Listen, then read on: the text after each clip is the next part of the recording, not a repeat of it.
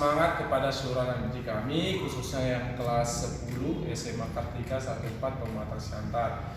Dalam pertemuan kali ini kita akan masuk di dalam topik kita yang selanjutnya, yaitu topik tentang pengukuran berulang. Bapak harap di dalam pembelajaran melalui video kali ini anak didik kami dapat mengikutinya selalu agar pembelajaran hari ini dapat dimengerti anak didik kami dengan baik. Mari kita mulai pembelajaran kita untuk topik kita kali ini, yaitu judulnya yaitu pengukuran berulang. Nah, anak didik kami perlu dipahami apakah pengertian dari pengukuran berulang.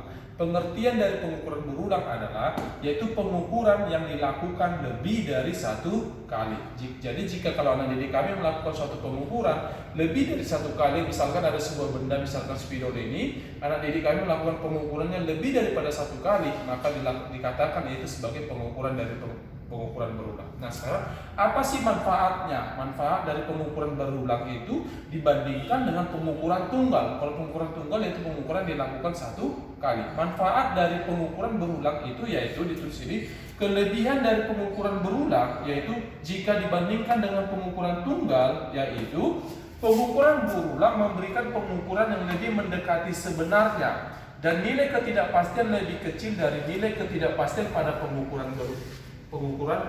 Maaf, ini pengukuran tunggal. Pengukuran tunggal. Nah, anak didik kami, kan waktu kita belajar pengukuran pertama kali, Bapak sampaikan bahwasanya setiap pengukuran itu apapun yang dilakukan hasilnya itu salah. Kenapa salah? Karena ada faktor-faktor yang mempengaruhi, baik faktor dari alat ukur maupun faktor daripada manusia atau orang yang melakukan pengukuran.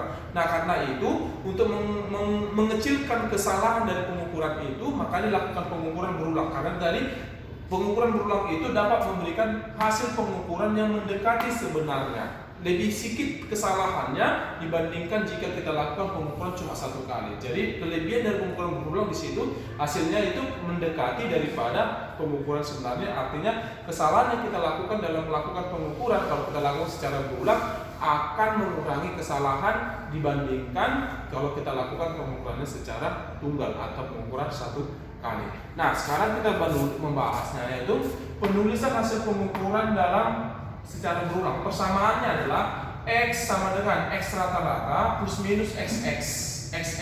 Nah, X sama dengan X rata-rata itu apa? Yaitu hasil pengukuran yang kita lakukan. Plus minus XX itu apa? Yaitu nilai ketidakpastiannya. Makanya rumusnya adalah hasil pengukuran plus minus nilai ketidakpastian. Maka kita rumuskan yaitu X sama dengan sigma XI per N plus minus akar sigma dalam kurung XI kurang X rata-rata tutup kurung kuadrat per N dikurang 1. Inilah rumus daripada pengukuran berulang. Nanti kita bikin contoh soalnya supaya anak didik kami lebih mengerti cara pengerjaan contoh soal daripada persamaannya ini. Demikian pembelajarannya, nanti kita akan lanjutkan daripada contoh soalnya.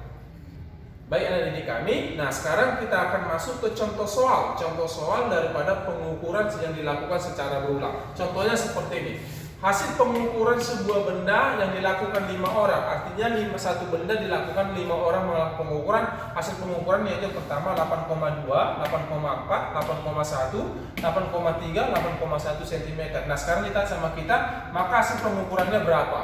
Nah seperti itu. Nah anak didik kami, kita akan mengerjakannya ini karena ini pengukuran berulang dilakukan lebih daripada satu, maka kita kerjakan dari persamaannya tadi. Nah sekarang kita akan jawab caranya. Nah anak didik kami jawabnya seperti ini. Untuk memudahkan kita mengerjakan dari soal dari cara pengukuran berulang, kita buat tabelnya seperti ini anak didik kami semuanya. Tabelnya ini pertama nama ke N, ini artinya N ini jumlah berapa kali kita lakukan pengukuran, itu N. XI yaitu pengukuran yang hasil pengukuran dilakukan tadi. XI kurang X rata-rata, nanti kita selanjutnya Bapak jelaskan. Kita mulai satu-satu.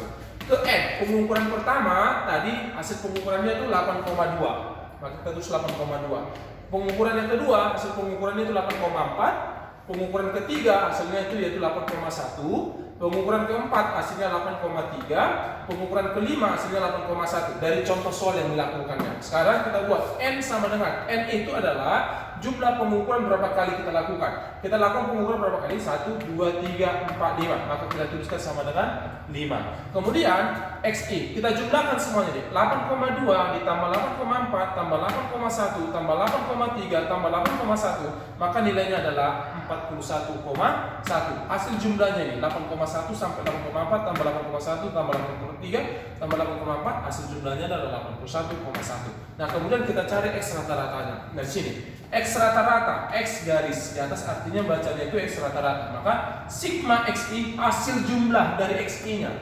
Hasil jumlah dari XI per N.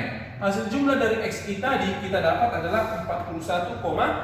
Maka kita bikin X rata-rata sama dengan 41,1 per N. N itu berapa kali jumlah pengukuran kita lakukan. Tadi soal berapa kali kita lakukan, yaitu 5 kali. Maka 41,1 per 5 sama dengan hasilnya 8,2 cm.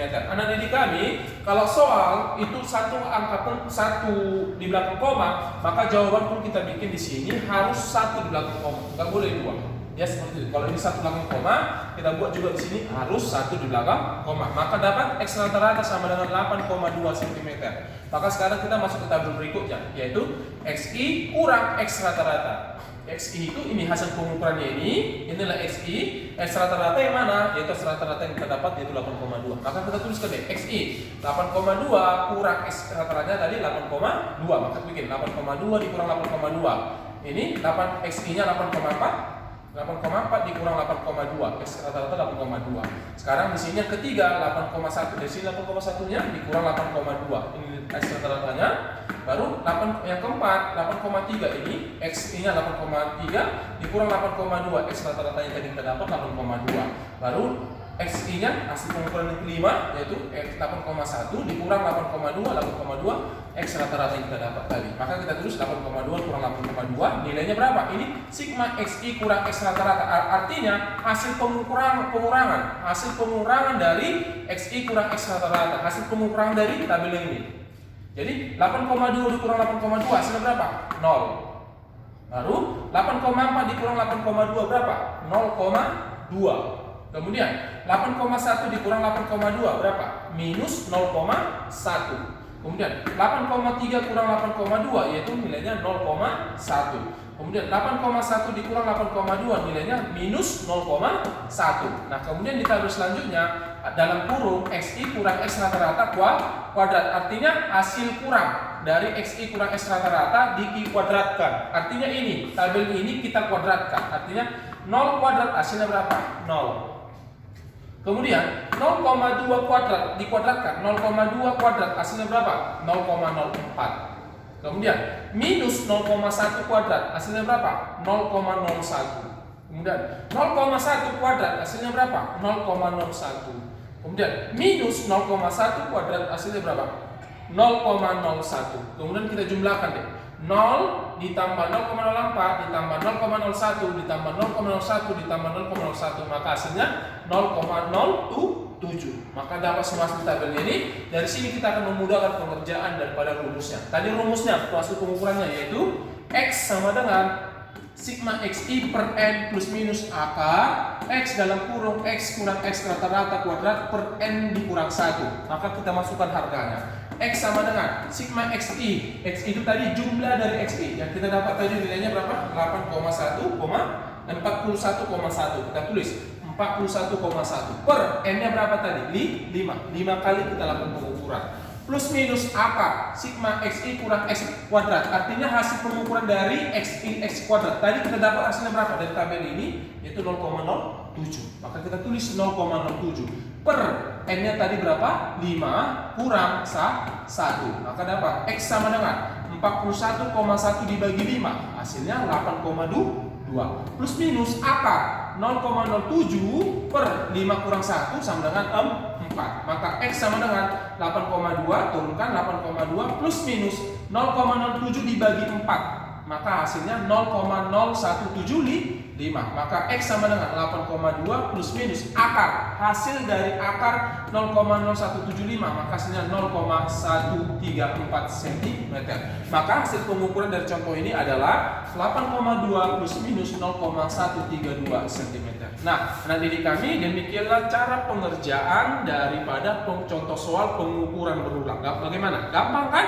Bapak harap dari pelajaran hari ini anak didik kami bisa lebih paham. Silakan dicatat di buku masing-masing dan kemudian hasil catatan nanti dilaporkan seperti biasanya, bagaimana seperti biasa kita lakukan. Nah, atas perhatian daripada anak didik kami dalam pembelajaran video kali ini, Bapak ucapkan terima kasih.